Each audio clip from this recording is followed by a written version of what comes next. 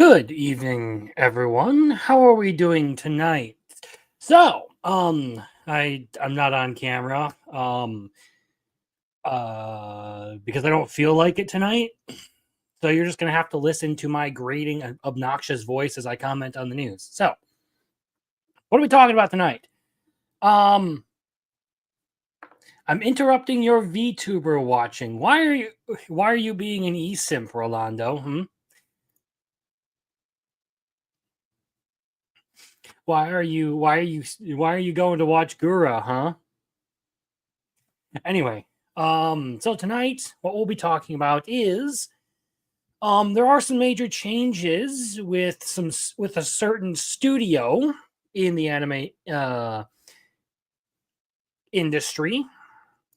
White Fox has officially been bought out. We'll be covering that tonight. We'll be talking a little bit um about the censorship stuff that's been going on. And of course, there is some localization slash manga discussion that we will be talking about.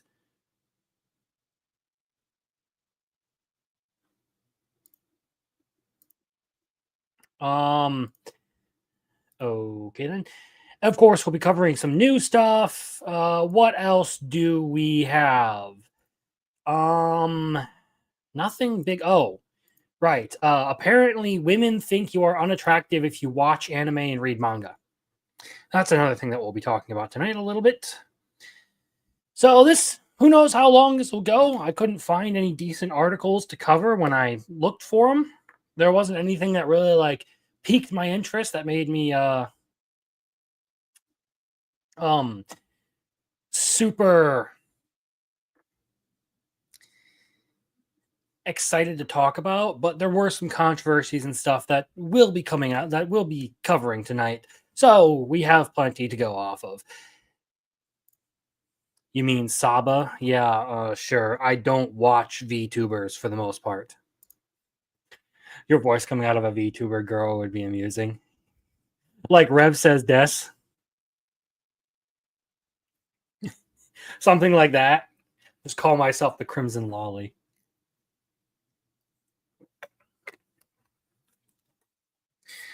Just go the full mile. Like get like the little anime girl in a full cowboy outfit and just use that as the VTuber model.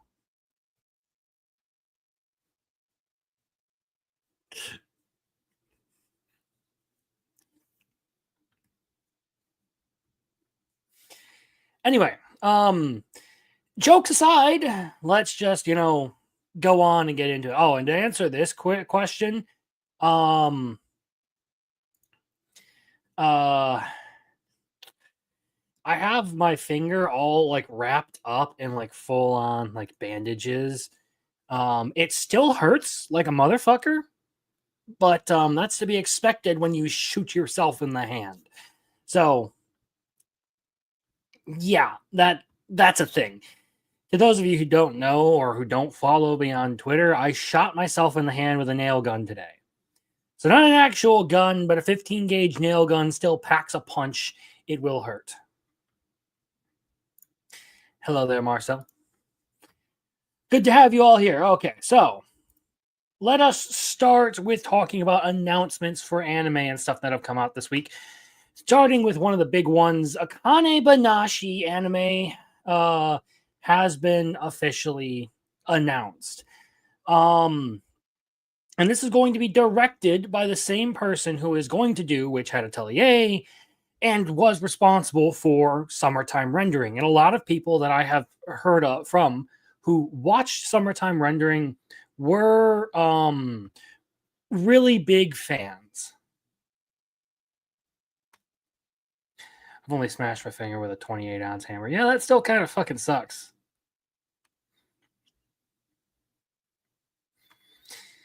Look, man, when it comes to nails, you can never fully guarantee they won't curl out of whatever you're nailing. The issue that I had with today, though, is I got a little too close to the edge of a plinth block I was nailing up around a door. And the nail grazed the edge of the block, caught the grain, and that directed it out of the block, and I just had my hand too close to where I was nailing, which is something in like 11 years of handling nail guns and doing stuff like this, I have never once had this issue. This is the first time I have ever got myself with a nail like this.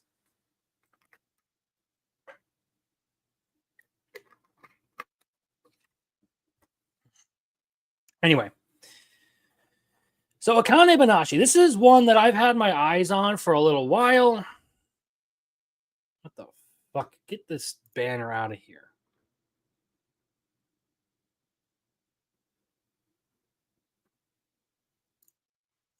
I don't need your fucking banner. Anyway, so this is one I've had my eyes on for a while because the manga caught my eye. I just never ended up picking it up. The story seemed like something that would interest me. So here we have a brief synopsis of a coming of age artist drama about a teenage girl aspiring to become a skilled rakugo performer, the art of telling entertaining stories. Excuse me. While discovering her own way different to that of her rakugo passionate father. So I'm very interested to see where this is going to go. This might spur me on to actually checking out the manga to see if this is one that's going to be worth watching. I've seen some stuff from it that actually shows like a good art style and everything. But it's a very, very unique sort of story and theme that they're going for here. So it has caught my interest a little bit. Is there another? There's that. Okay. Let's go down the manga train first, and then we'll talk. We'll talk a little bit more about. Sorry, not manga anyway.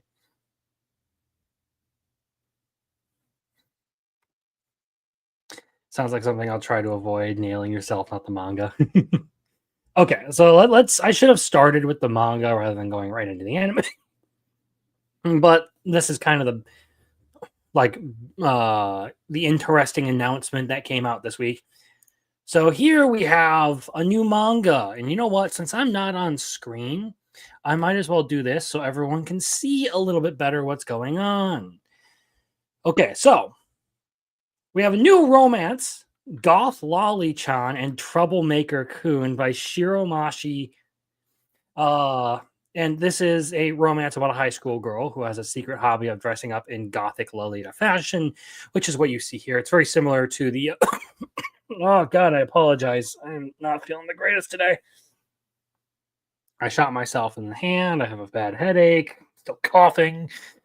Oh, I hate allergies. Anyway, very similar to the girl from the Order in Sakamoto Days. If any of you are familiar with that series, that's effectively the aesthetic that she's going for. Anyway, but when the most notorious troublemaker at school finds out about this, she fears she will be exposed, or he will expose her or torment her in other nasty ways. But to her surprise, instead, he asks her out on a date, and turns out to be less scary than she thought. Very, it's giving me very like shoujo vibes, but at the same time, it's something that seems like given a chance, it might actually be something good. And I do find myself being a sucker for these sort of like B tier romance stories. Especially when I can just pick them up, binge through them, and be done. That's what I mostly find these convenient for. And this one seems like one that I would actually, check out. Another one that is a short story that is something that would probably be binged. Here we have the final volume for Peep. And this is a story. Crimson's all about the goth chicks. Nah, I'm not, but I do have a friend who is. So romance about a high school student convinced that his friend, a busty Gyaru, secretly runs a lewd social media account. To convince her to stop, he lures her to the school roof, where he quickly learns that not his Gyaru friend, but the rule abiding girl from the student council is behind it all. And he learns this the hard way, literally, after she's accidentally taking a piss on his face. This whole thing, like, I saw panels of this when this first started circulating around the internet. And it was something weird. And I figured I'd mention it because this does seem like the kind of what the fuck sort of series that I would talk about on here. What? What?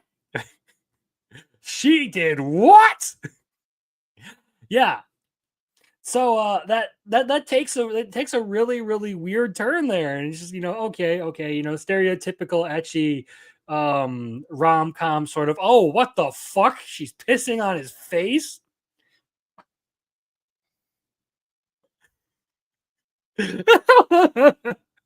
Okay, this is straight up Roman's alley. It would only be straight up Roman's alley if she was goth.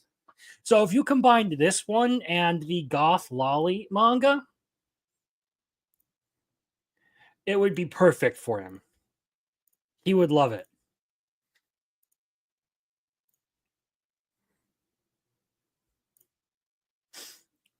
Yeah, this is it was too much of a what.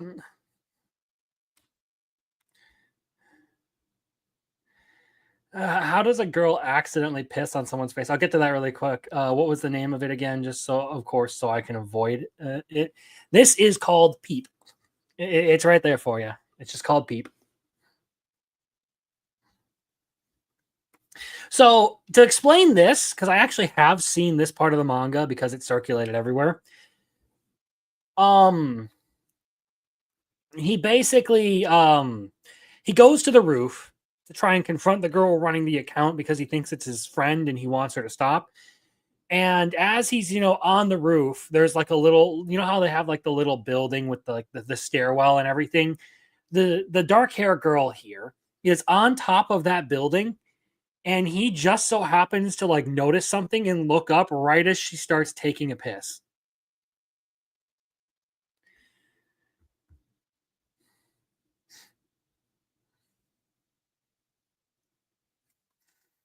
This is quite the time to join in on the chat, JM. How you doing? So yeah, I mean, some people are, into that sort of thing. I saw a lot of people getting really thirsty over that Misato cosplayer who was dumping gallons of sweat out of her suit. There are no words for that scenario. Well, at the very least, it could be worse. It could be I'm pretty sure Kentaro Miura, the creator of Berserk, had, I should say, a second manga where the main character gets his powers from being pissed on by a lolly. So there are weirder things. There are definitely weirder things in the anime/manga world.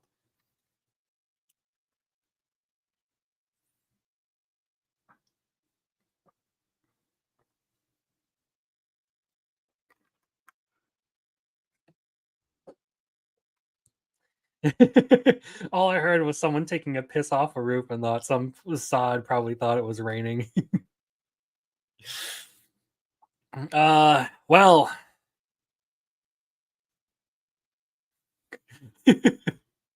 disgusting. Excuse me for a moment. I have to check something out. Completely unrelated. Okay, well, hopefully you don't tune out too fast because this one you might actually enjoy.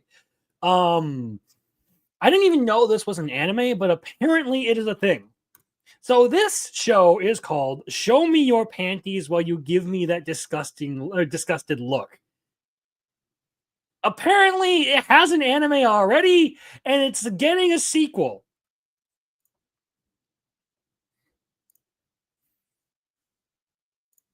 It is apparently getting a sequel. Yeah, the Apothecary Diaries is absolutely fantastic. Show me your panties while you give me that disgusted look. Announced on Saturday that the series was getting a new anime titled "Show Me Your Panties."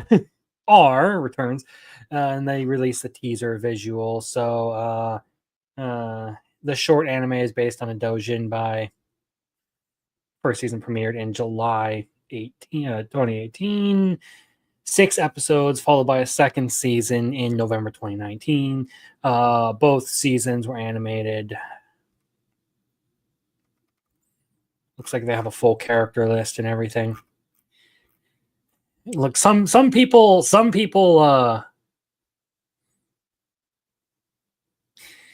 some people are into some really weird stuff, okay? And there was a season 1, apparently there was.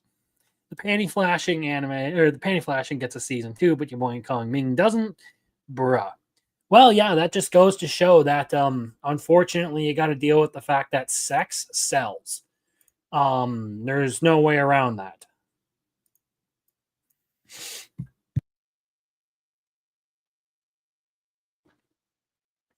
Sometimes when it comes to these sorts of things, it's the lewd ones that they sell more because I don't know, they kind of develop weirdly vocal niche fandoms. Yeah, I don't know. So we're gonna go with an isekai for this next one because I want to quickly move along before YouTube decides to fully demonetize me and punish me for showing anything there. So here we have the official trailer for Reincarnated as a Dragon Hatchling. And this will be coming out next year. So a guy reborn into a fantasy world as a dragon egg. And it's your stereotypical, oh, I'm reborn as a monster isekai anime.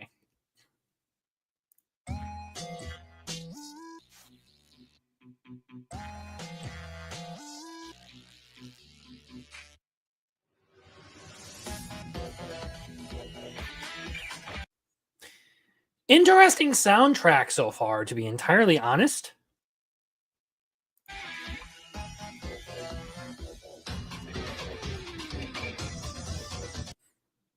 He looks like a Digimon. This motherfucker straight up looks like a Digimon.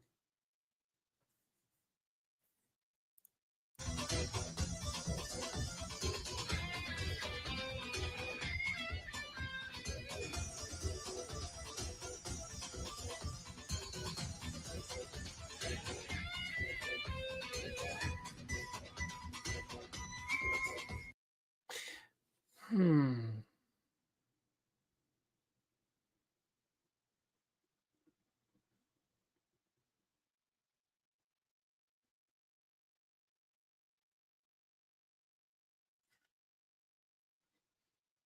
Um, Sorry, reading a comment here. Just looking at what was said here.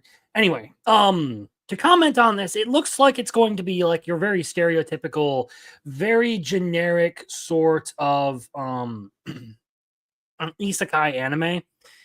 Um, I'll wait to see how the story goes, but there's nothing in here so far other than the music that has really stood out to me as like, oh wow, gotta watch that. I mean, yes, there is that, sure, but I still would like a good story.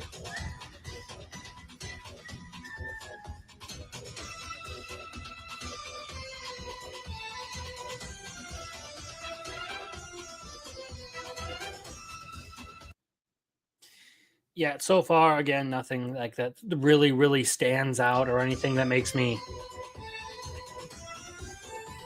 This also feels like a fairly lazy trailer so far. Like normally if they feel more high effort. This looks like it's just a bunch of clips strung together with some music.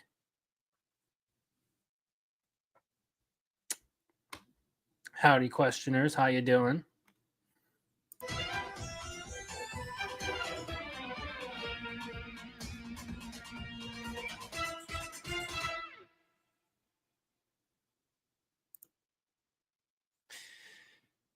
So honestly, I don't know. It's just kind of there right now. I heard a lot of people talk about this for a brief period of time.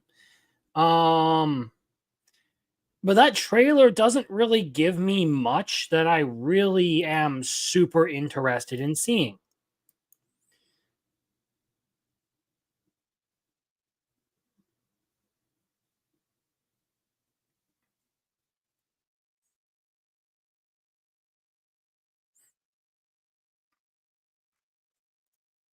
Topicon, and that's a rabbit. Stupid. Reincarnated as a dragon. I'm in for it. They are animating this. Okay, someone's excited.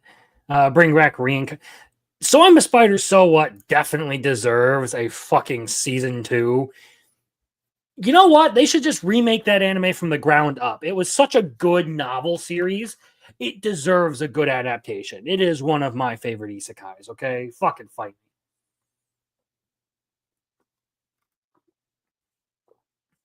Okay, this guy had the same thought as me. This isn't a dragon. This is a Digimon. This looks like a Digimon. Digimon again.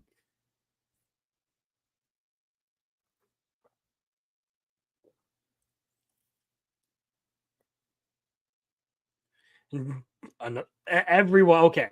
Apparently, I am legitimately not the only person to observe that this looks like a fucking Digimon.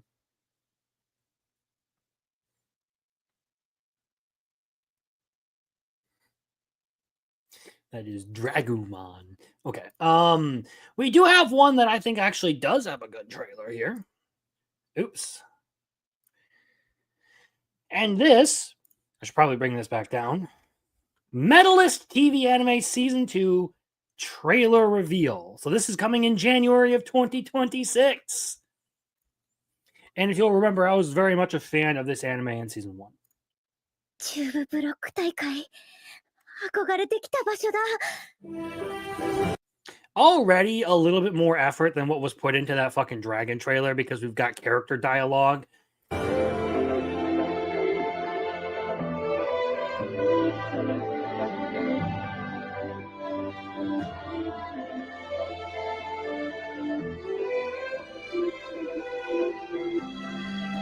So what I'm hoping they do with this season of Medalist is they continue on with some of the same things they did with season 1, where Inori was not perfect. She was a strong competitor. She had a lot of talent, but she didn't win absolutely everything. And that's one of the parts of it that really made it worth watching is she didn't feel like she was just constantly winning the whole time. And it added a little bit of a sense of like challenge to it. And to answer the question to Rolando Ramirez, this is an anime about figure skating of all things. So the premise is, unlike Ivan's Gay Boys on Ice, the premise to this one is that our two main characters are one a middle schooler who wants to get into figure skating, and she just was never able to, and her mother didn't really have any like faith in her ability to do it. Um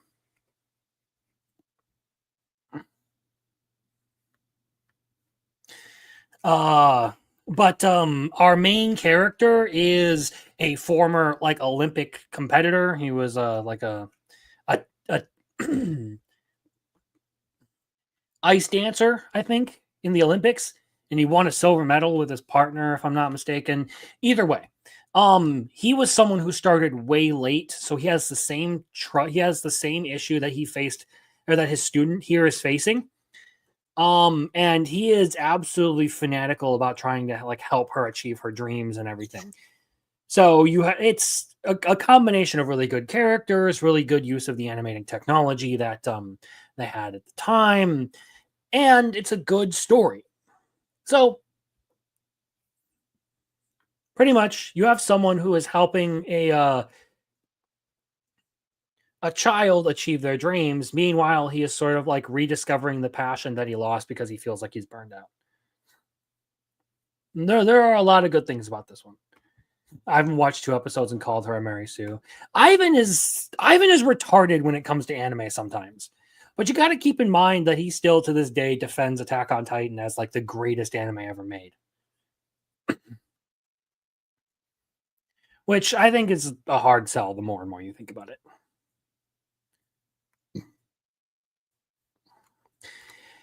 As far as Ivan goes, like he's a mixed bag. He does like there are some good ones that he recommends. Um like your boy Kong Ming. He was a huge fan of Call of the Night, which I didn't really care much for season 1. I think season 2 is much better. Um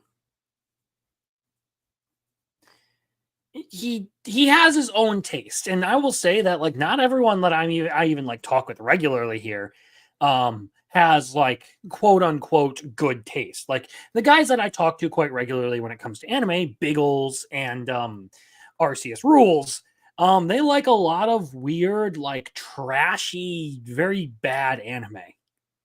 And I'll admit I have my times where I like weird, trashy, bad anime too. So I'm not going to try and dunk too hard on Ivan for his tastes. I just disagree with his opinions on some of these things sometimes. Like, bro.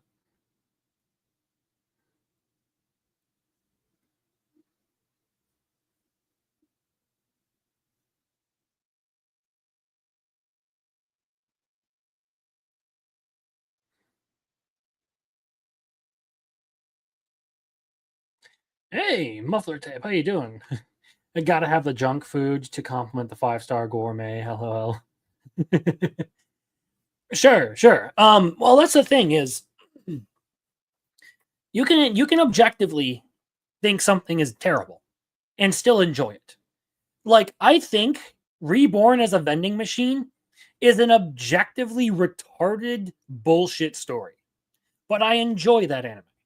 I like it. I do enjoy watching it. And there are other ones, like even my favorite anime, Naruto, has a plethora of flaws that it just does not do a good job of overcoming. Something being good and liking something are two completely different matters. And on that note, I will say that like I dunked on him for saying Attack on Titan is the greatest anime of all time, but I will say that uh I enjoyed Attack on Titan. I like it. I think it's good. I just don't think it's the greatest of all time, particularly because there's some issues, with its ending.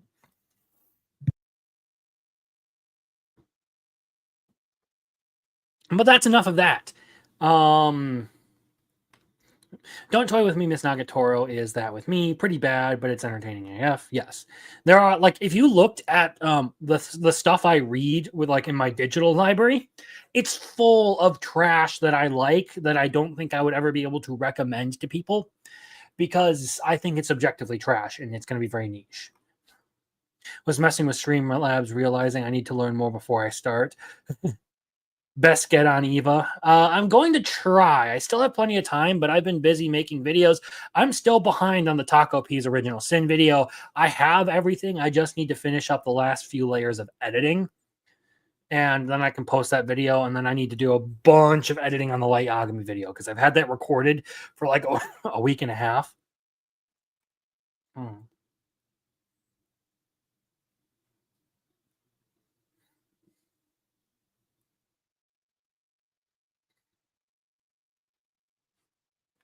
But yeah, you should never I guess the lesson in all of this rambling is you should never 100% take one person's opinion as to whether an anime is good or not because you may actually enjoy an anime that like literally every other person on the planet thinks sucks and you may find one that everyone loves but you are not a fan of. Like for me, a lot of people really love Fairy Tail. I'm not a fan of it. I think I can't stand Fairy Tail. And even within my friend circle, like I have people who really, really love Togenanki. I can't stand Togenanki.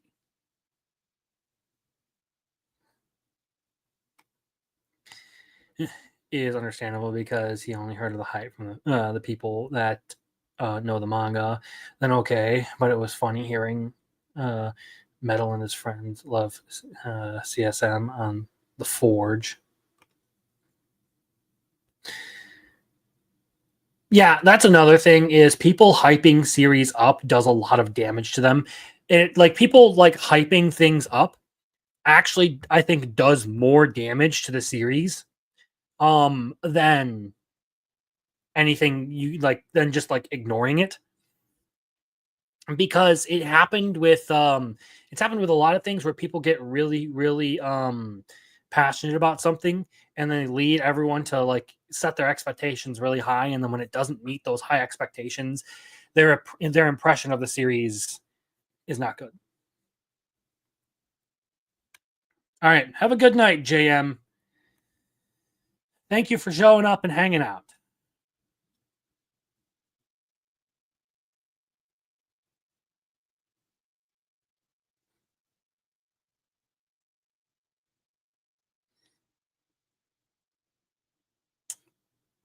We shall resume now.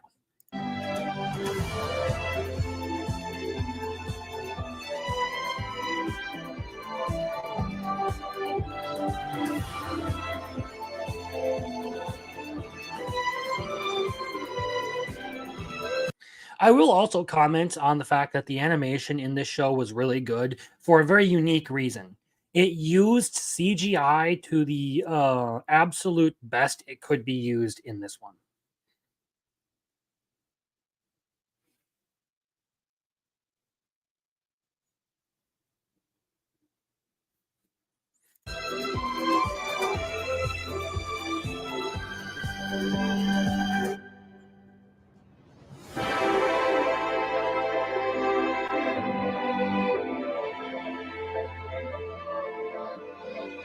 It does actually look like in this one we are getting new footage. We aren't just getting recycled footage from the first season. So,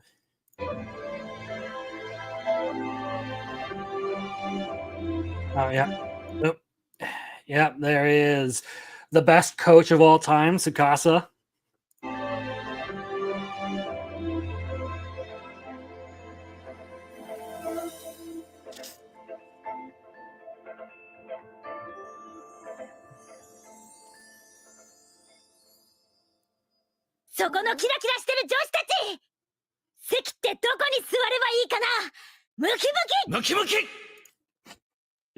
Oh yeah, these two are also just like two peas in a pod.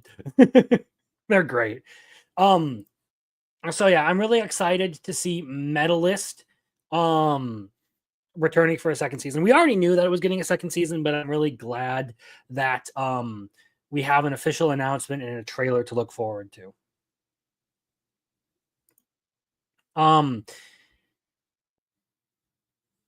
And as far as that goes, that is a better trailer for an anime than what I got out of the fucking Dragon one. Like the Dragon one has no information presented.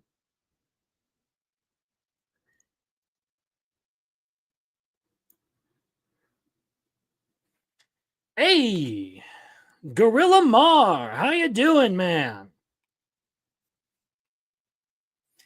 All right. Still have some more trailers.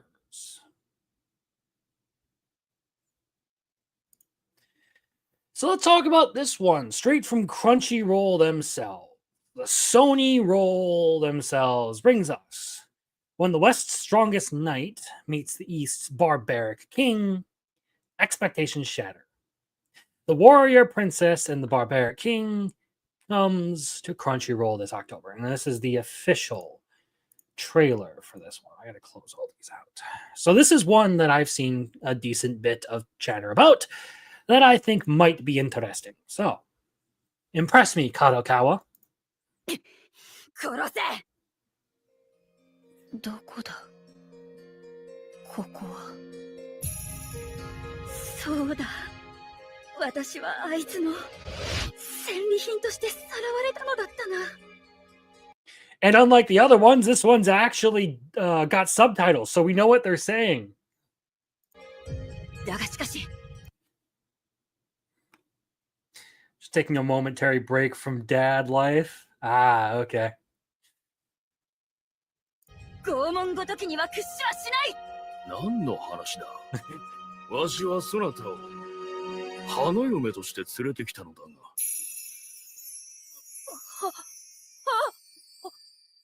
花嫁？誰が？そなたが。誰の？わしの。いや待て、全然意味がわからんぞ。I don't think the animation really impresses me. Oh god. But I do like the humor and the premise of it so far, and the art, like just the general art style of it. そなたの剣筋は実にまっすぐであったぞ。一目惚れするほどに。なんだこれは。何って球根ですよ、球根。まったく忌々しい。文明の明かりも届かぬ万地の先民が。熱があるのか。近い顔が近い。戦場で出会った。Yeah, again, the animation doesn't look like it is too incredibly impressive, but this is one where I would probably be watching it for everything else rather than just animation. 敵同士だったのだ。サクッとくっつけばいいんですよ。この笑顔、紳士か。そなたはわしが嫁にすると言ったのだ。必ずや惚れさせてみせよう。いかん。男性経験がなさすぎてどうしたらいいか全くわからん。姫騎士はバルバロイの嫁。2025年10月。Ah, so this is going to be a fall anime. Cool. There's a volume 1 through 9 out. Maybe this is something I will check out. Yeah, animation is a single hit shot more than likely. Probably it wouldn't be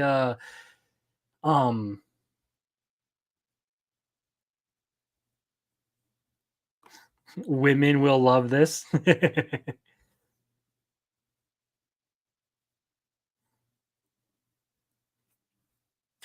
So this one looks like it'll be something that I enjoy over the fall. To be entirely honest, I haven't seen any like, ooh, wow, there's like huge things coming for the fall kind of anime that have been announced yet.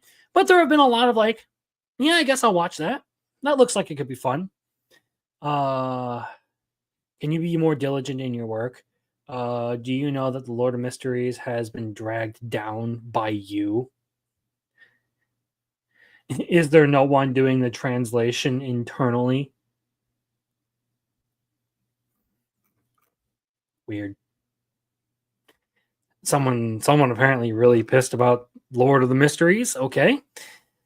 Well, I think that is the last trailer that I have for now. So we will minimize. What the fuck? Okay. That was weird. We'll minimize that while we transition over to the first big topic of the night.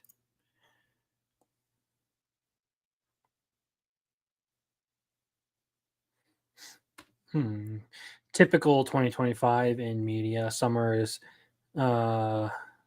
packed and spring and fall are barren. It'll be interesting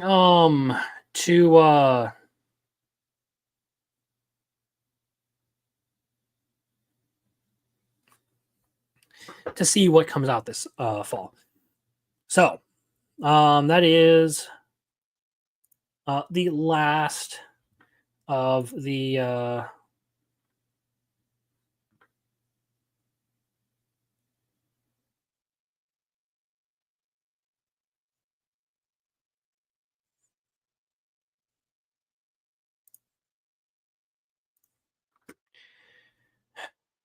okay. Sorry, reorganizing some stuff here. I'll get back to it now. Okay, so that was the last of our trailers. That brings us to the big topics for the night. And one of them in particular is a manga that I think is actually very, very well worth reading. And to talk about this, that's the exact topic we're getting into. The localization section for the night.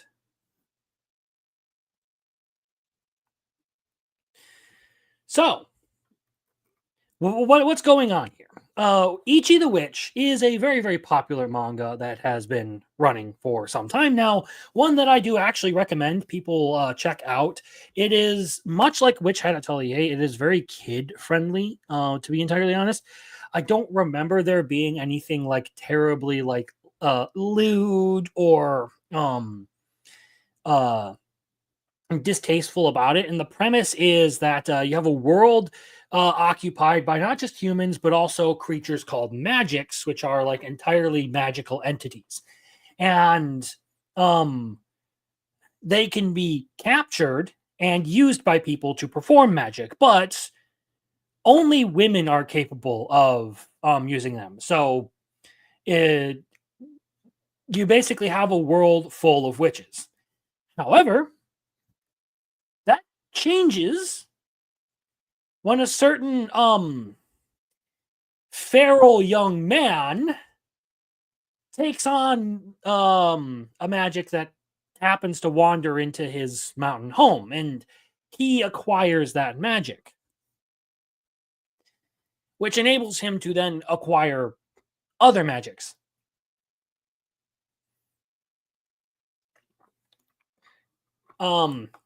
And this is a manga by the creator of Welcome to Demon School, Iromakun. So the author has a track record, and I am very, very impressed with how they have done this series. It's very, very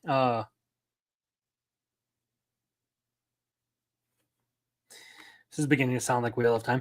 It probably borrows a lot of like ideas from different series, but effectively the thing is there is a quote unquote world hater magic who wants to destroy the world, and it basically becomes Ichi's job, our main character, and the guy who acquires the first male witch in the whole world.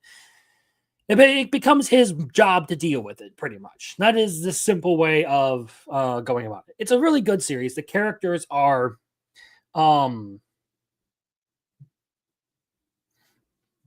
very well done. Discaris is a great one.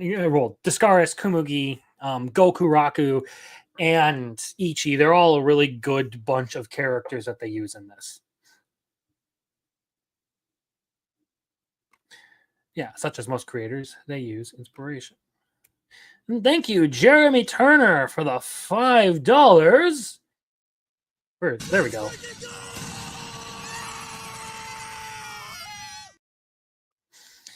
Thank you for the $5. I appreciate it.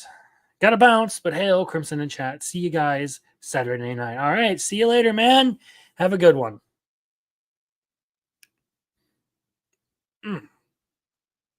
Man, I burned my mouth eating chicken nuggets earlier.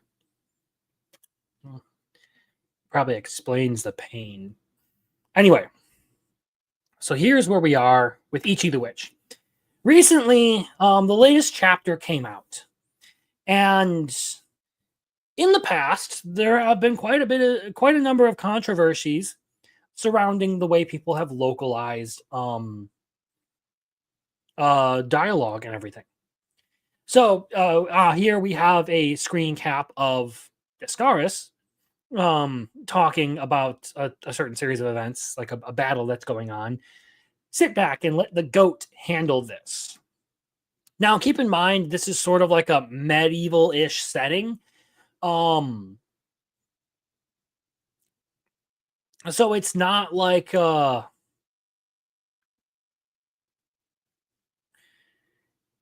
would expect to see this sort of dialogue. Here is the big offender as of recently, though. So, to explain exactly what's going on, Ichi here over in this panel, this isn't actually what he looks like. This is just her perception. He's basically making his big debut as an official witch for the association. And this chick is like immediately like, oh shit, he's hot. And the panel reads, okay, would. Yes, very, very, very, very yes. More than very yes, extremely yes. Gallant aura, radiant complexion, confident demeanor, everything about him is excellent. Looks, potential, attention factor, I won't find a better prospect than him. Okay, so why do people complain about this? Well, because depending on how you decide to translate things and quote unquote localize them, you can do some serious damage to what is going on in the show. Obviously, the prime example of this would be that's not what I meant to do. I meant to do this. Obviously, the prime example of this would be when voice actors for the English dub of Miss Kobayashi's Dragon Maid changed an entire joke. They took one that was about Lukawa just, deciding to cover up because it was a different culture and everything, and turned it into one about the patriarchy. And the original joke had nothing to do with any sort of patriarchy or men bad sort of thing. It literally all it had to do was like, oh well, people kind of like looked at me funny when I wasn't wearing enough clothes, so I put some more clothes on.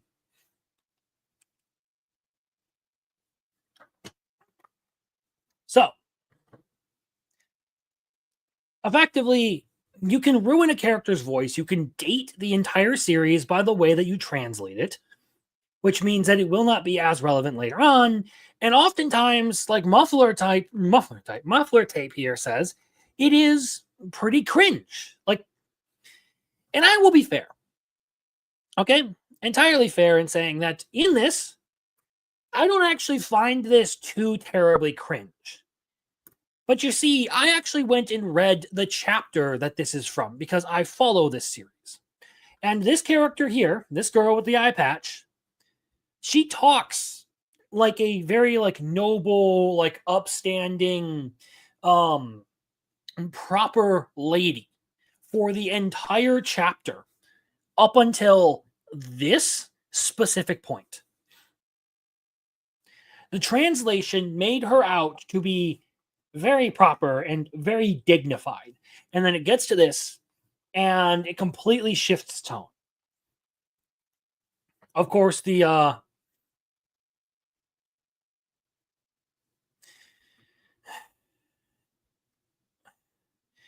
a lot of the replies here that we can talk about, I'm seeing insults that I have never even written that have never even been written by human hands before. Okay, so donuts over here, it's kind of corny. That type of terminology in a manga doesn't sit right with me. I like it a lot, especially considering the lighthearted whimsy tone at times. I don't know how Nishi writes Discara's dialogue in Japanese, but I feel like she'd say stuff like this.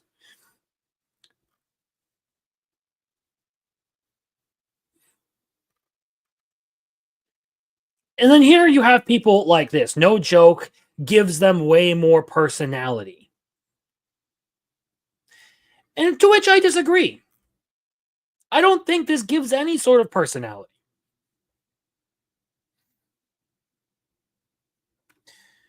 I read a lot of non-official translation manga, and this would show up almost none of the time. I only catch it in Shonen Jump.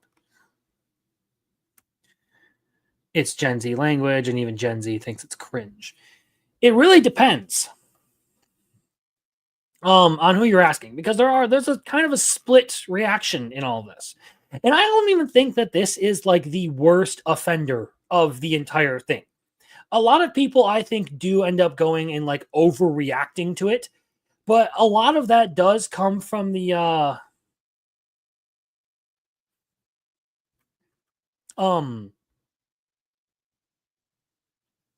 a lot of that does come from like the build up of negative perceptions that people have towards this industry, because this happens quite a bit.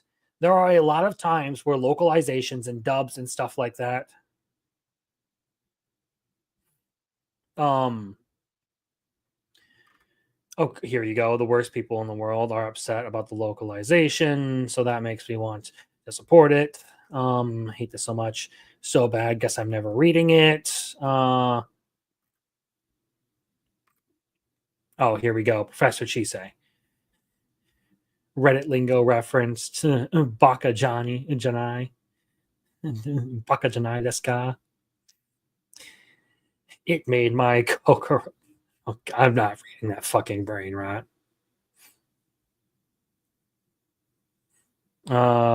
I find it very annoying to read comics where everyone talks like a bunch of terminally online Zoomers instead of like a normal person. Yes, this very much this.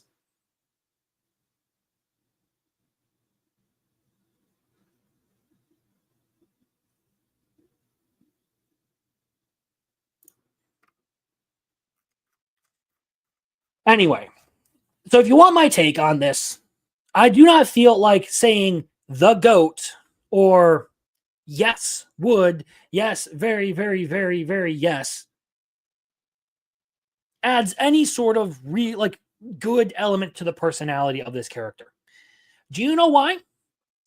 Because her in this specific instance, her personality is established better through her interactions where she actually uses her like proper lady tone. Like the sort of like haughty high-handedness that she has like inside in her internal dialogue towards everyone else, on top of the fact that she presents herself as a very like nice compassionate person when actually dealing with people. Her personality is better developed in those moments than with this. This does not add personality. It actually doesn't really do anything. I would rather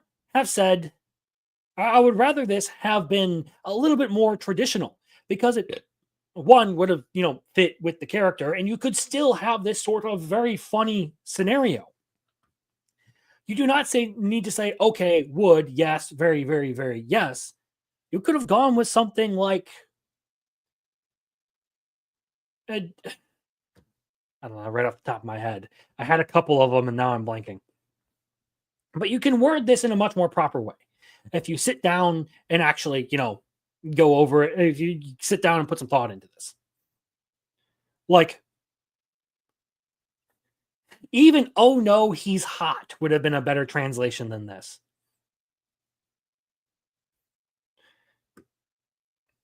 I mean, you literally could have said he's stunning, he's incredible.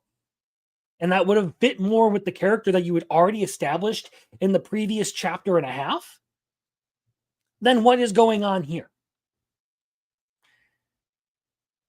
It conflicts with this entire sort of propriety that she comes off with in like literally every page up to this point. This, you can word this better. And I feel like adds more to the character than just saying the goat.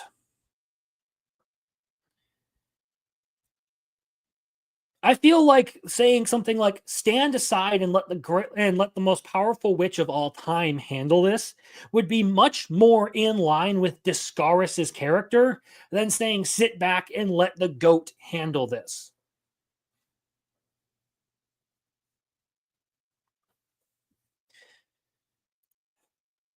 And that, of course, brings up the entire argument of, well, this is a manga made for teens, so therefore it's going to use teen lingo. I disagree.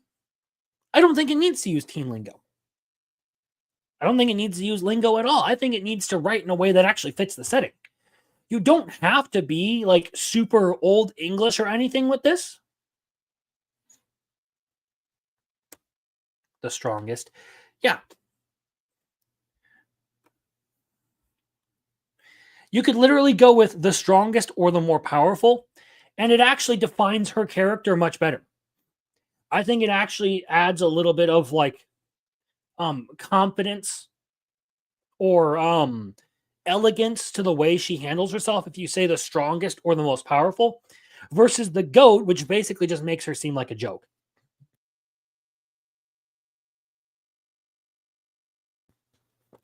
And if I have to guess, I don't remember exactly where this panel comes from, but if I had to take a guess, given what's going on here, I would say that this comes from the single biggest battle that happens in this manga to this point, where Discaris confronts the world hater magic for the first time.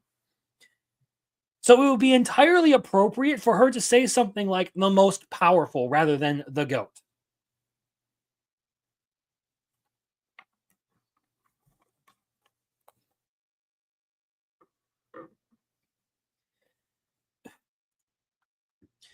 And look, I think a lot of people have genuinely overreacted to how uh to how bad this is. Like I said, it's not the worst offender. It's not like it has changed um the entire context of a scene. It's not like it has destroyed any sort of like big moment or anything. It still carries a lot of the same meaning in those moments. It's just it slightly alters the tone when you use language like this, and I feel like it would have been much better. Like this is supposed to be a really big moment where Discaris actually shows that she is one of the greatest in the Matinelle Witch Association. It would have been much better, especially in a moment where she is, showing confidence or even arrogance to some extent, to have her say, "I am the most," or stand aside and let the most powerful witch handle this, or stand aside and let the strongest witch handle this.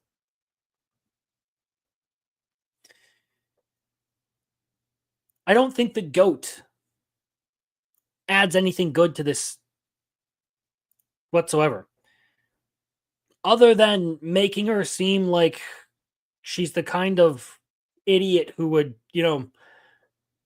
go on this app and use Riz unironically.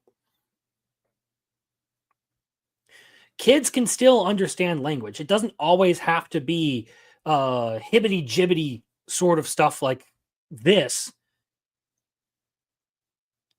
to entertain them.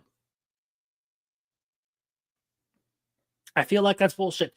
Language should match the era in which it's set, or at least match the general vibe. You could have gone with just plain casual speak, and it would have fit good. Okay, you don't even have to go like medieval or like old English to make this work.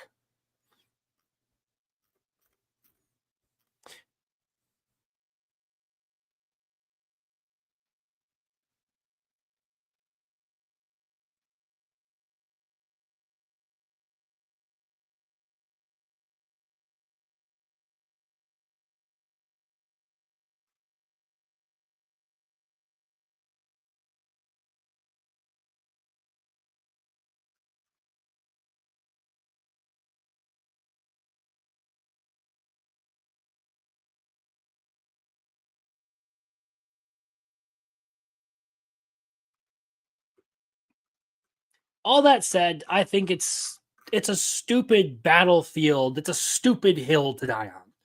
Okay? There are worse things that localization has done. Like the whole thing that happened to, I believe it was Lovely Complex, with Jello Apocalypse and everyone there who bragged about making it better, but they just ruined a bunch of the context of the show by the way they localized it. That is a very real reason to be against localizers, or the way that they took what is obviously rice balls and called them jelly donuts. Like stupid things like that. I could care less, as much as I do not enjoy reading something like this. This is a very small drop of bad in a bucket of what is otherwise a fantastic manga.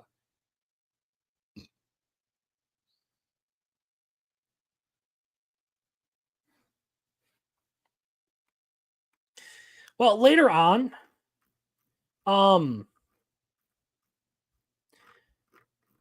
you do see this. So this is the actual like raw panel.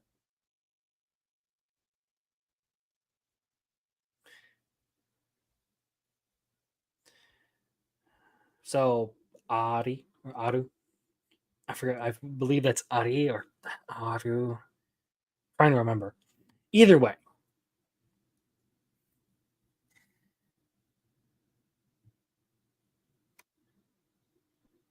no, Ichi's a dude.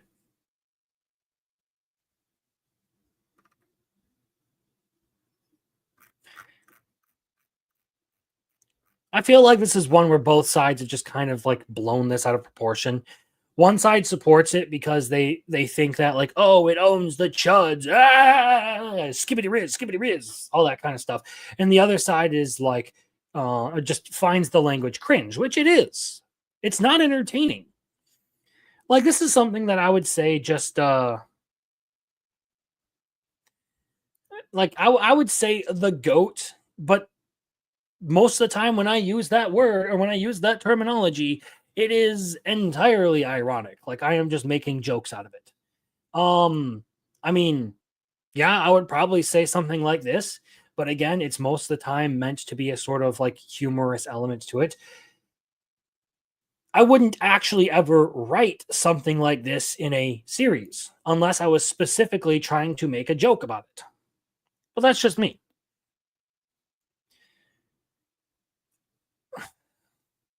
Short form of it all is there are legitimate things to be upset with localizers over. I do not think that this is one of them. And I really hate that an otherwise very, very good manga is getting publicity over this retarded ass fucking controversy.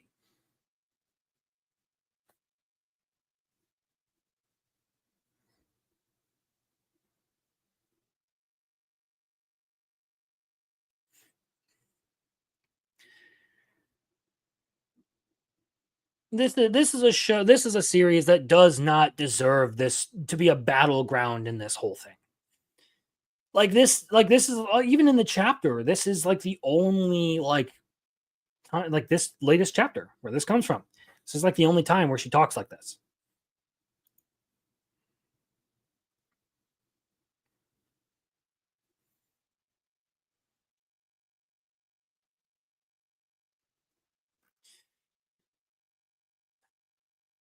Kind of pisses me off that this is this is what I get for covering anime.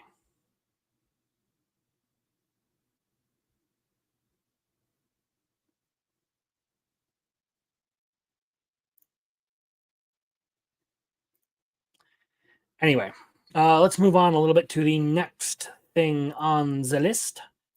We shall go to the next item on the list. And we're going to talk a little bit about another anime that does deserve your support.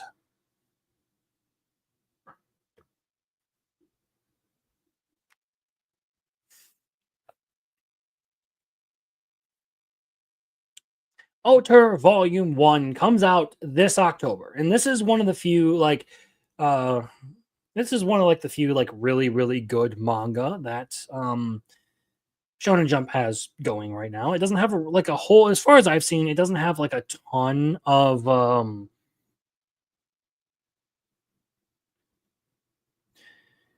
doesn't have like a ton of like really strong series going, but this is one of the few that actually has really really good artwork and a unique design to it. So I've enjoyed this one. I think it's a pretty good series. And the basic premise is that this our main character here, Oter, he was a chef at a fort when they were attacked by an enemy nation, and he, in order to keep the fire alive in their fort. Sorry, someone's doing the scramble in the hallway out there.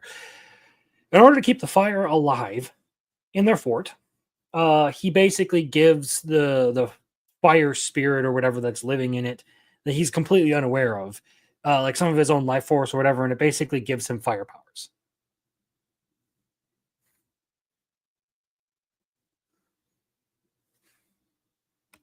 I would imagine, having seen the panel. Anyway, this is one that I don't know how true it is that it's at risk of being axed. But it is one that I do genuinely think people should support because it is a good manga thus far.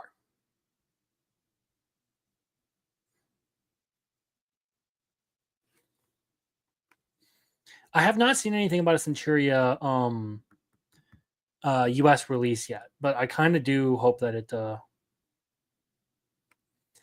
well, yeah, that's the thing is for some reason shonens are just like kind of shitting on all of the unique and interesting series that they come out with. So this will be getting a physical release at some point here soon. Either way, this is another one since we were talking about it that I felt like I would take some time out of my stream to chat about a little bit. And all I gotta say is I would recommend giving it a shot. It's one that I have enjoyed. But that said, there isn't much else that I do want to say about it because there isn't a huge controversy or anything that needs to be covered on it. So we're gonna move on to this.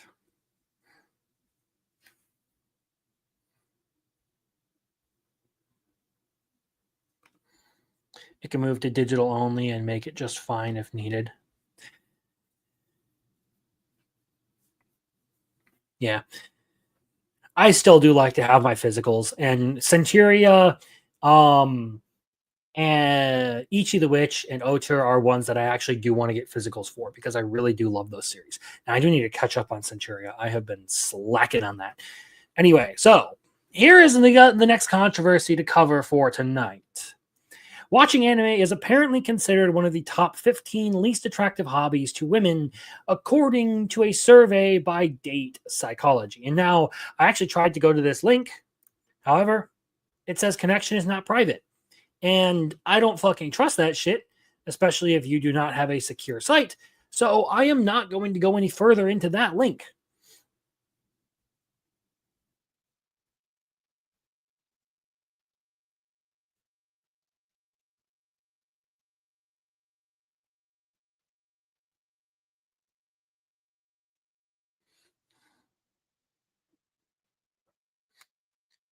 I figured what you mean. Yeah.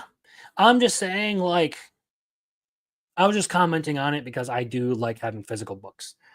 Like, I still need to expand my collection because, well, I don't fucking care. I think I look okay. Anyway, so here we have the statistics that are cited here, and this is something that happens like pretty regularly. Is like they'll come out with like all these least attractive hobbies and everything, and there's always some like really weird ones on here. So comic books, okay, cosplay, all right, you can call those hobbies. Debating, is drinking really a hobby?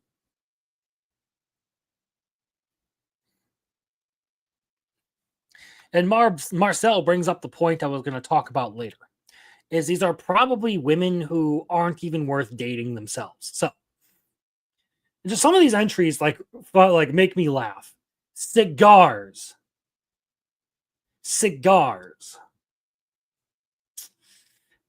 marijuana, arguing online, manosphere.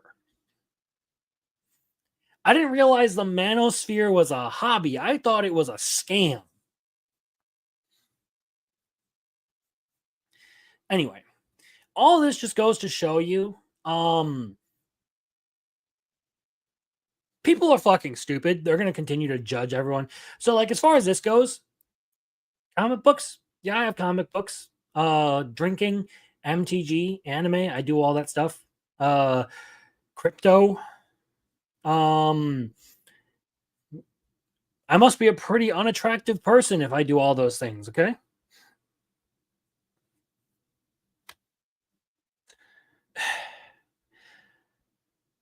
Crimson Walsh probably respects Jack Murphy, but Crimson Law doesn't. Anyway, I tend to take these things with a grain of salt because Marcel here, kind of, I guess, they're probably the kind of people you wouldn't want to date anyway. But I would argue that if someone is going to judge you for the hobbies that you have, or at least for hobbies as benign as watching anime. I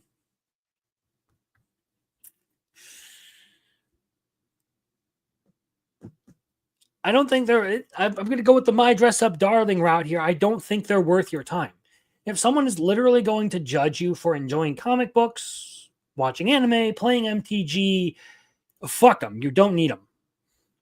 And again, this is a weird one because I feel like it's just a survey or whatever. I feel like there are plenty of other hobbies that women, like if women actually found out about them, because we're talking about, normies effectively. If I'm to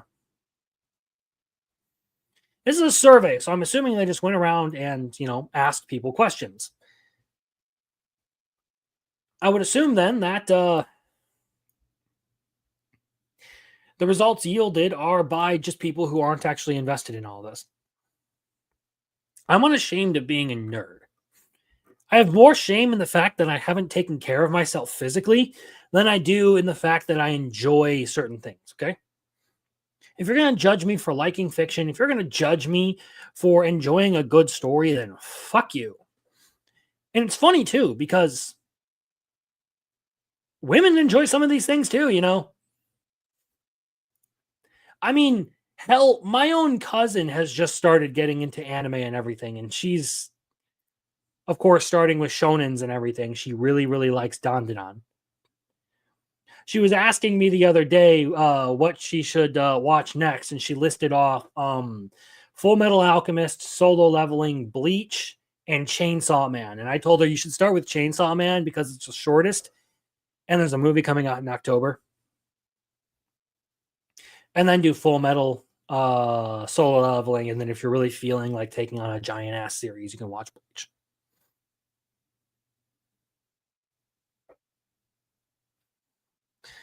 Yeah, I mean, a lot of these women probably watch true crime documentaries and think that they can fix Jeffrey Dahmer. I can fix him, says woman who is worse. Genuinely, like, I feel like people are just too judgmental towards everyone else. At some point, people just like, I don't know, dating in this day and age kind of fucking sucks.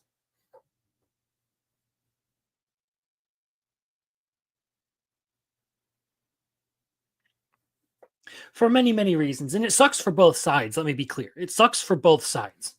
There are plenty of dudes who are fucking assholes. And there are plenty of women who are total cunty bitches. All of the good people who are actually worth, spending the rest of your life with have already been scooped up. So you're just going to have, at least the bulk of them, you're going to have a hard time finding someone who you can actually, commit your life, commit to spending your life with. It kind of fucking sucks for both sides. So a lot of people will complain about like women these days kind of suck. Yeah, well, guess why? Because men these days also kind of suck. You want to know why? Because people in general tend to suck equally at any given point in time. So blaming it on one side or the other doesn't help. It certainly doesn't help that there has been a lot of like high priority missteps from feminists and women as of late within like the last decade or so, especially when you get to the stuff with like Me Too and all the false accusations that came out of that and all the bullshit that happened. But it takes two to tango. There is plenty of fucked up shit that has happened from both ends of this.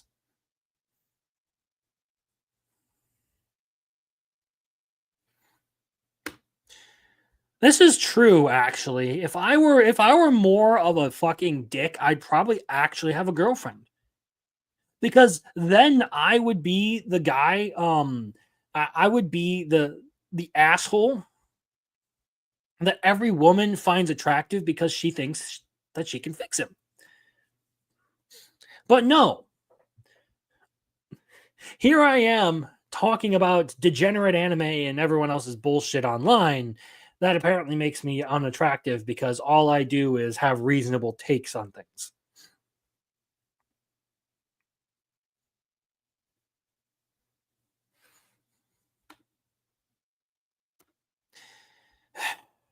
Nice guys finish last.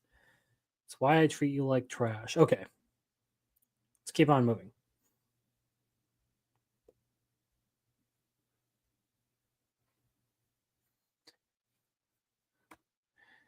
Infinite selection means people can be choosy and everyone likes the same people, opposite sides. The problem the people that have game on both sides are garbage because they can be. I am reasonable, the questioners. I am very reasonable. I am 100% reasonable. All of my takes are reasonable, and all of my takes are good. If you don't believe that, well, you can suck my dick, okay? Anyway, let's move on to someone else's retardation. Okay, so if any of you are familiar with what's going on, there's a lot of censorship that has been put on the table as of lately. And some of the people that I've seen covering it heavily would include Chibi Reviews.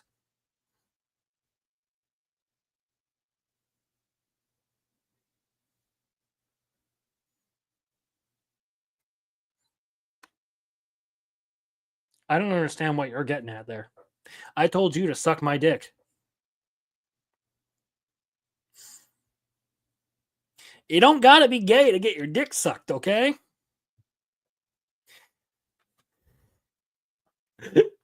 Anyway. Is Chibi overreacting again? Possibly. It breaks over back to dad life later, everyone. All right, have a good one. See you later, Gorilla Mar.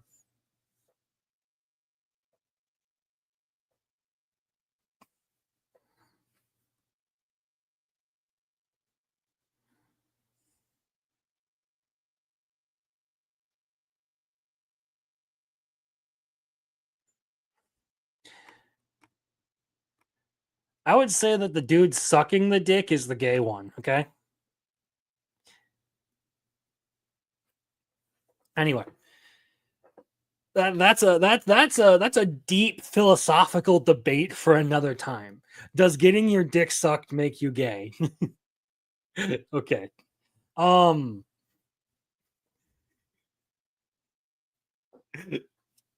So here we have Chibi Reviews talking about how in regards to the censorship stuff that has been going on, we have, is Shimoneta about to become one of the most important anime in the last decade? And of course, if you're unfamiliar with Shimoneta, the premise is the fact that it's a world where like any sort of like lewd or dirty joke or anything like fan servicey or hetchy, anything sexy, it's all banned. Basically, the world is ruled over by prudes who don't like anything that is even remotely sexual. And the main character decides to join a resistance group and rebel against that.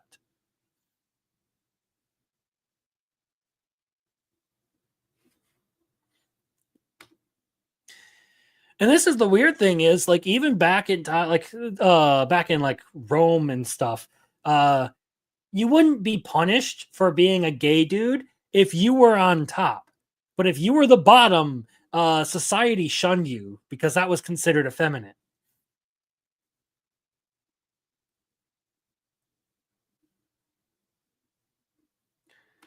I didn't ask you to.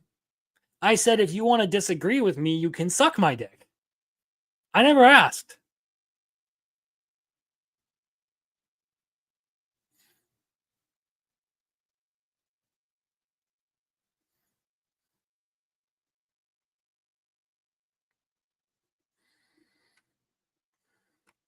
I don't think the Patriot Act was ever good. Anyway, so then this is basically where the topic for this tweet comes in. So we have this person who, I mean, whether you like or do not like Chibi Reviews, I don't think that making a joke like this or a post like this is really unwarranted.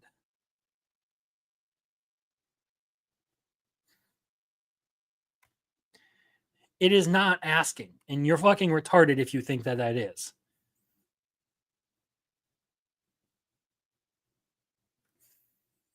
Anyway, so here we have this guy going, this is hilarious. The lolicons who love to tell people they don't know the difference between fiction and reality when they sexualize lollies believe that Shimoneta is becoming real life. This is the most delusional thing I've ever seen. Anti-censorship goofballs are crazy.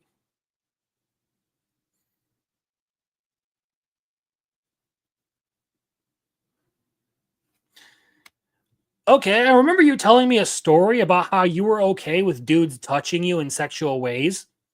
So that makes you gay. You were talking about how you were completely okay with playing gay chicken, where you touch each other and do gay stuff to each other until one person backs off, and you were completely okay with it. Nothing could phase you. So by your own admission here, you are gay.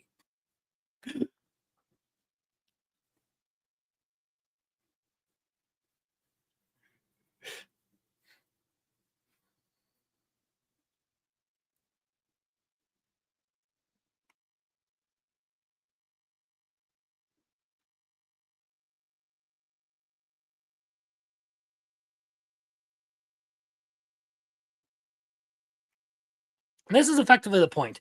He's completely misinterpreting what is being said here. To get back on track, because everyone seems to want to make this about sucking dick because I made one joke.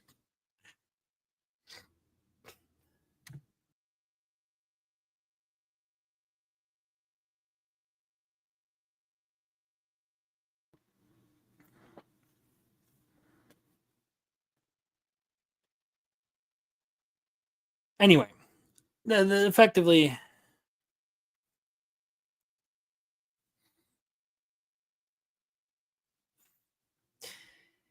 what Chibi is saying is that the whole thing, where like the whole world of Shimoneta was based on this idea that anything lewd was illegal. And we're kind of getting there. We're approaching that with the way that the whole censorship thing is going. And it's basically like saying the world is becoming 1984. You're not actually saying that the exact story of 1984 is going to happen. What you're saying is that a lot of the things that they deal with in the story are becoming real world issues. Same with Shimoneta. You're dealing with it's a story that talked about a concept that eventually became a real world issue. It's not delusional. And you do not have to go, you can disagree with the point, but you do not have to go this far as to completely ignore the fact that this is outright censorship. He even admits it here. The anti-censorship goofballs are crazy. How is it being a goofball to say that I don't want the government to have to have the power to morally regulate everyone in society?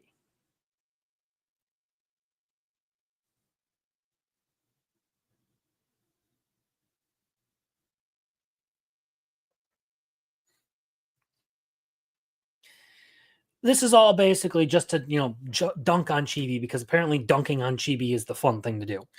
I get it. He does overreact. I still think that he did something really fucking cringy and stupid during the whole Dandadan fandom controversy, where he decided to post an entire video about how he has a gun, therefore he can defend himself. That was fucking retarded. It was fucking cringe. I don't know why you did that, dude. But I don't always completely disagree. Completely disagree with what he has to say.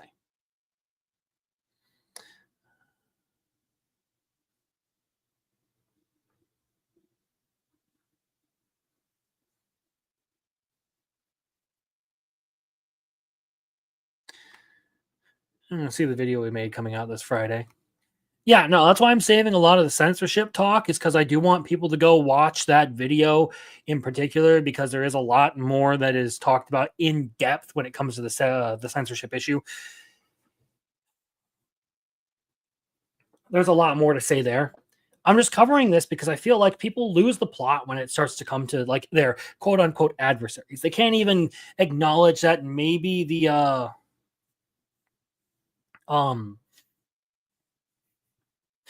maybe the opposition has a point and we shouldn't be fighting each other.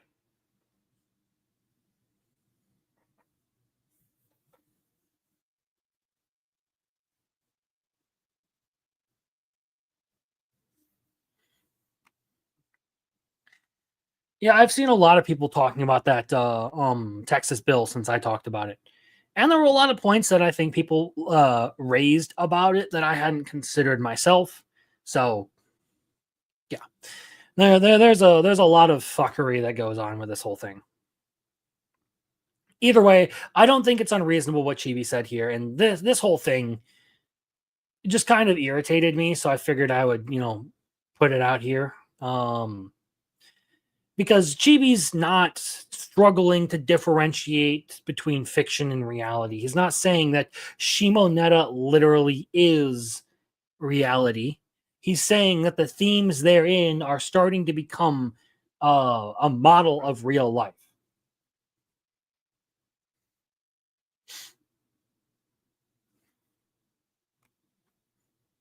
Yeah, I would say I think that he is thinking of Rev Says This.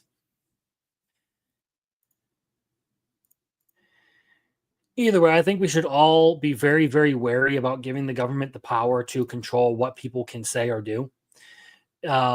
Because it is a very, very, very bad idea to let the government have the power to tell you what you can and can't write, what you can and can't watch, what you can and can't say. Censorship is bad, even if I don't like the people who are being censored.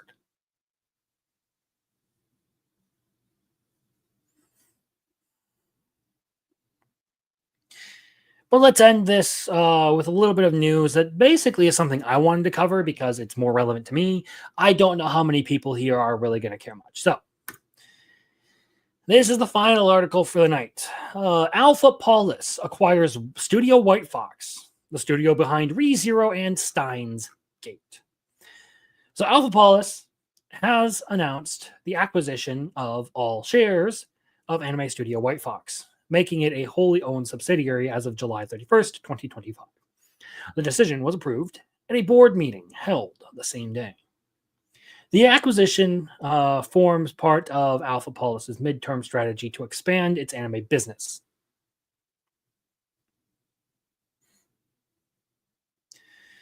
According to the company's official statement, integrating a production studio into the group will enable more efficient and consistent adaptations of in-house IP. Founded in 2007 and based in Tokyo, White Fox is known for its titles like ReZero, Starting Life in Another World, Steins Gate, Goblin Slayer, The Hero is Overpowered but Cautious, and Akame ga Kill.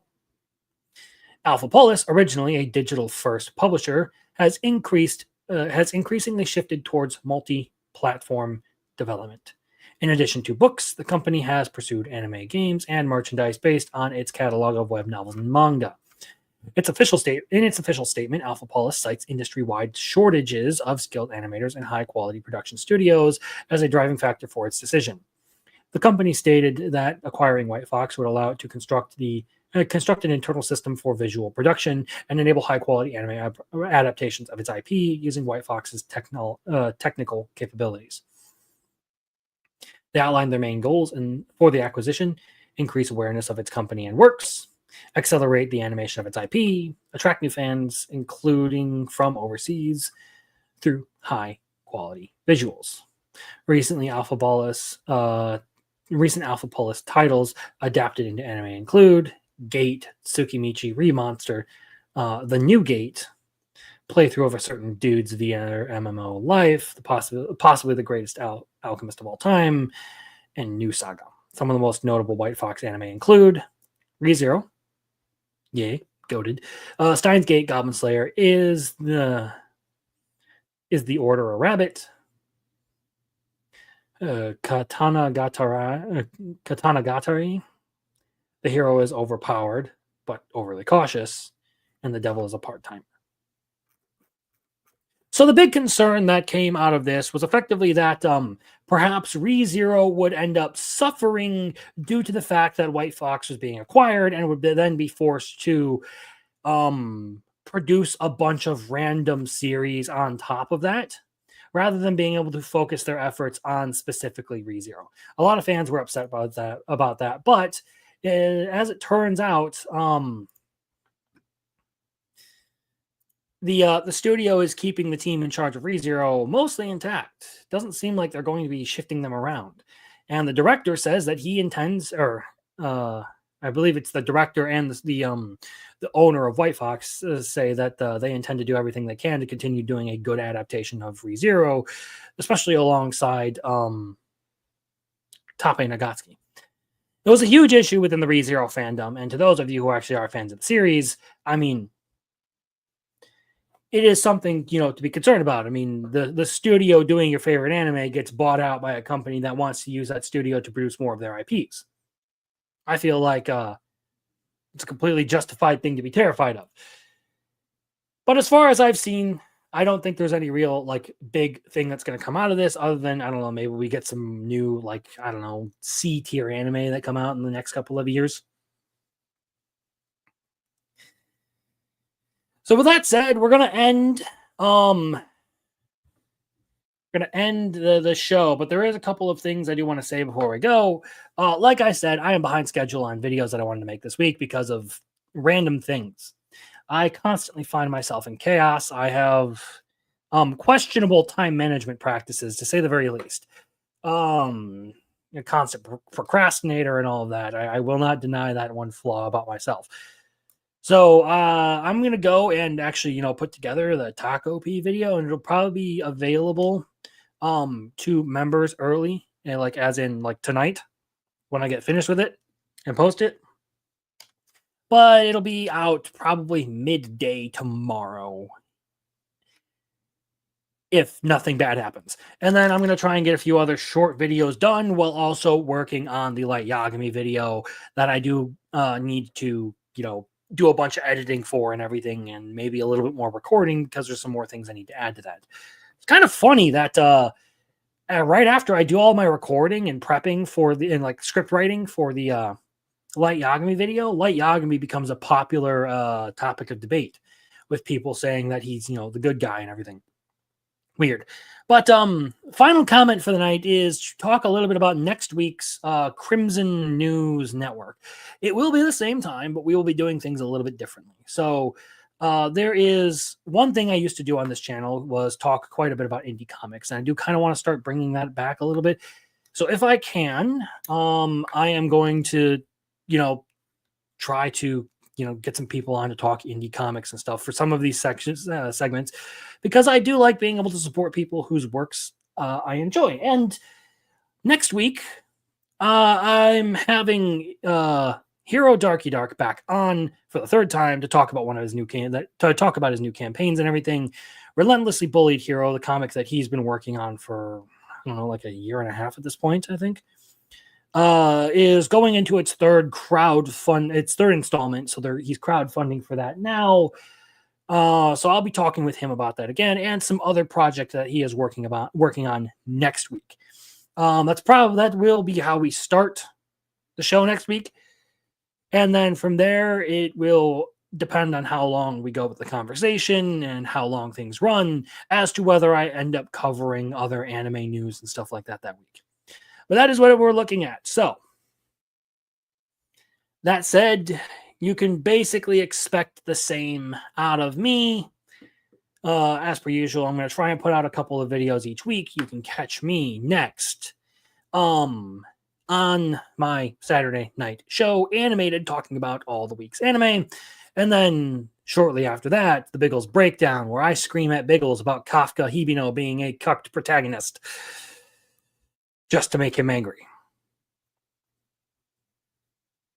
That said, I hope you all have a great night. Thank you, everyone, for being here. Rolando A. Ramirez, Muffler Tate Marcel, The Questioners, Gorilla Mar was here at one point, JM, the Elite Fan, Jeremy Turner, every single one of you guys being here. I appreciate it. It means a lot to me that you guys would tune in and listen to everything that I have to say like this. That said, have a good night. Hit the like button if you enjoyed. I appreciate it, boosting me in the algorithm. See you later. Incest is wincest, I guess.